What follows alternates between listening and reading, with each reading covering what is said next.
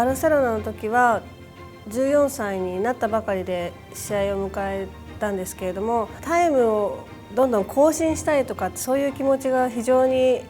あったので、ずっと続けてこれたかなって。その中でオリンピックがあり、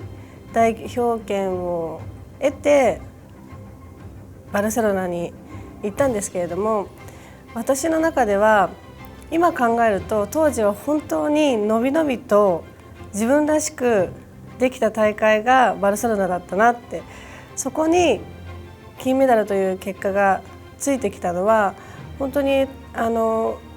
びっくりしたというのが正直な気持ちで、オリンピックで金メダルが取れたんだっていうふうなことが意識して分かったのは、やはりその取ったしばらくした後だったんですよね。やはりバルセロナの大会というのはもう無心で無欲で取ったのが結果に現れたかなというふうに思っています。やはりオリンピック・パラリンピックで一つのものというふうに思っていただけるように私も協力していきたいなというふうに思っていますし、やはり前回のロンドン大会のパラリンピックを見ていますと、もうイギリス国民にパラリンピックが根付いているなというのを本当によく感じたパラリンピックでしたので、4年後の東京パラリンピックでも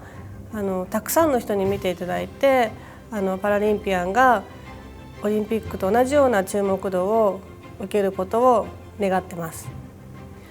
そうですね、前回の64年の東京から日本は大きく変わったと思うんですね。60年の時はその道路ができたりとか新幹線ができたりとかいろんなことが便利になりましたけれども、今度はこのオリンピックはやはり国民のやっぱり心の豊かさとかそういったところを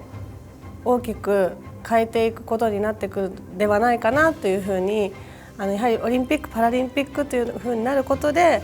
なると思いますし、それを私も願っています。私自身もそうだったんですけれども、選手というのはやはり今できることをできる限りやってるかっこいい人たちなので、やっぱりそういったところを引き出せるような話をしたいなというふうに思ってますし、やはり競技それぞれいろんな特徴があると思うんですよね。で、なかなか普段聞けないようなことも聞きたいなというふうに思っています。